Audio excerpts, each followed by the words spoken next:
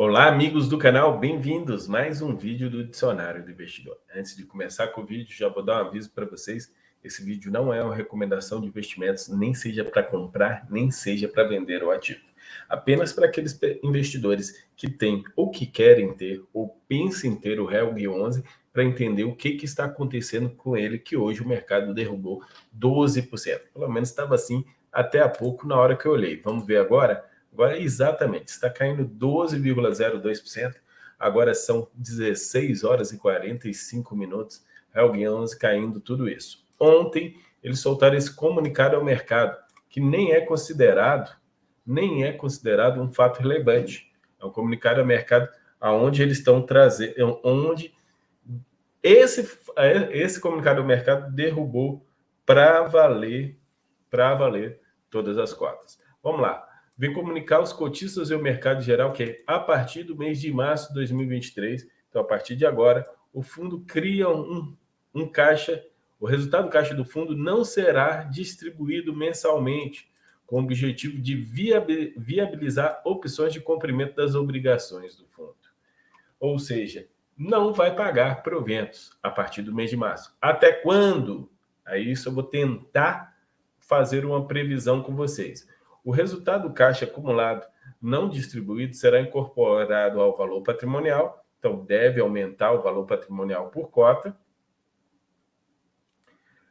podendo ainda ser distribuído tão logo ocorra um ou mais eventos de liquidez para quitação das obrigações. Essa medida tem por objetivo proteger a saúde financeira e o interesse dos cotistas.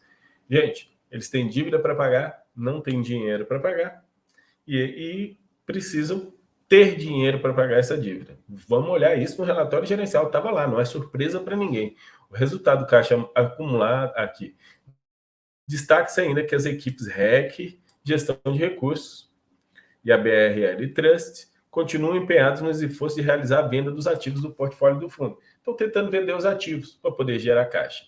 Então vamos por partes. A primeira coisa que a gente tem que dar uma olhadinha no relatório gerencial é para a gente entender os ativos e as rendas. Em termos de ativos, de liquidez, ele tem R$ 1 milhão. R$ 1.036.529.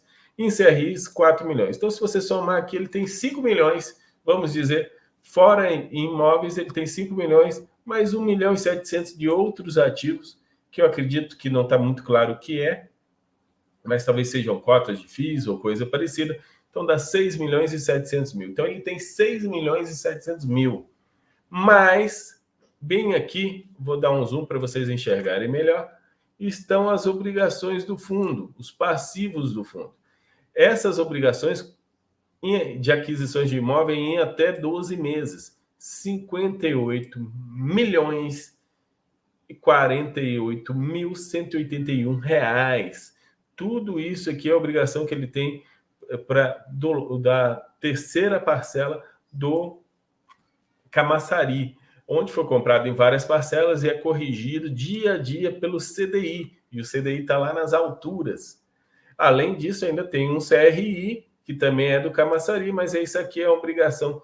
Ele já vem pagando, vou até mostrar para vocês, ele vem pagando os juros desse aqui, que é CDI mais 3. Mas é essa obrigação aqui que vence em menos de um ano, eu não sei exato quando é que vence, é curto prazo, menos de 12 meses, eles têm que pagar 58 milhões. Como é que eles vão juntar esses 58 milhões? Vamos ainda tentar entender olhando aqui o DRE, que é o DRE também do último mês de fevereiro. As receitas de aluguéis são 1.487.000. Ele paga de juros aqui, ó. Fevereiro foi pouco porque tem poucos dias úteis, então acabou pagando menor juros para aquele CRI, mas o que ele paga normalmente é isso aqui, ó, 740 mil. Isso aqui ele paga, que é de juros daquele outro CRI, que é bem pesado. Então, ele vai reter aí o que ele está distribuindo. O que ele distribuiu? Quase R$ 1 milhão. Para arredondar a conta, vamos dizer que ele vai reter R$ 1 milhão por mês.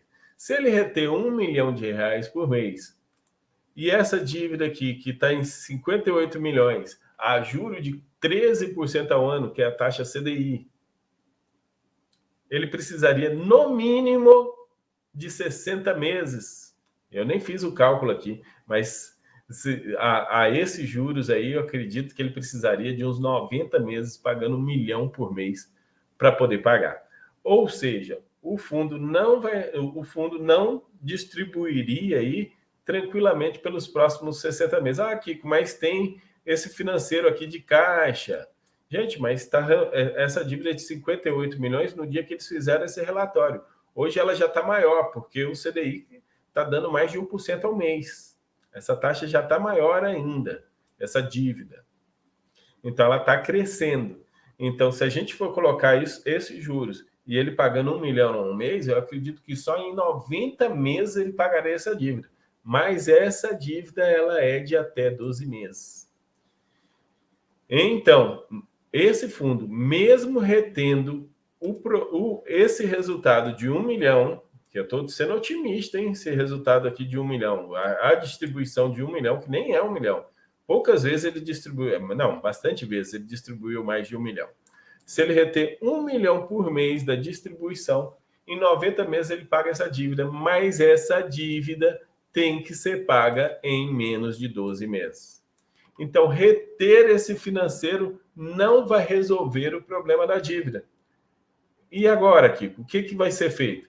Gente, eles vão continuar trabalhando para ver se vende um imóvel. Eles vão tentar vender esse imóvel para poder realmente entender como é que para poder pagar essa dívida. Na hora que ele vender esse imóvel vai junto com as receitas de aluguel. Vai quitar a dívida, mas vai diminuir também as receitas de aluguel que ele tem. Talvez a gente não tenha esse provento ainda tão alto quanto tem agora. Vamos esperar para ver quem realmente esse é o perigo de um fundo alavancado. Só para você ter uma ideia do tamanho da alavancagem, eu vou voltar aqui no relatório gerencial. A alavancagem é de 71 milhões para um fundo que tem um ativo de 234 milhões. Então, você pega 71 para isso aqui vai dar um pouco menos de 30%, 25% de alavancagem. Só que o grande problema dessa alavancagem é que o CRI, tudo bem, está lastreado em contratos de aluguéis. Agora, isso aqui é simplesmente uma parcela da compra. O fundo comprou sem ter dinheiro. Então, como é que ele pode fazer para pagar essa parcela da conta? Emitir outro CRI, fazer uma nova emissão, está tentando aí também reter financeiro ou venda do imóvel. Vamos ver o que vai dar certo, mas de antemão já digo para vocês, como todo fundo alavancado, a gente tem que ficar de olho.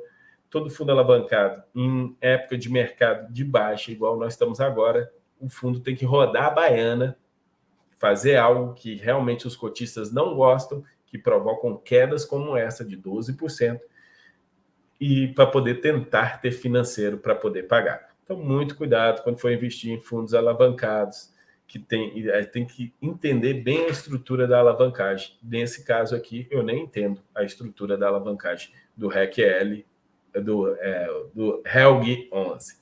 Muito obrigado a todos, vou encerrando por aqui. Muito obrigado. Deixa aquele like, se inscreva no canal e até a próxima.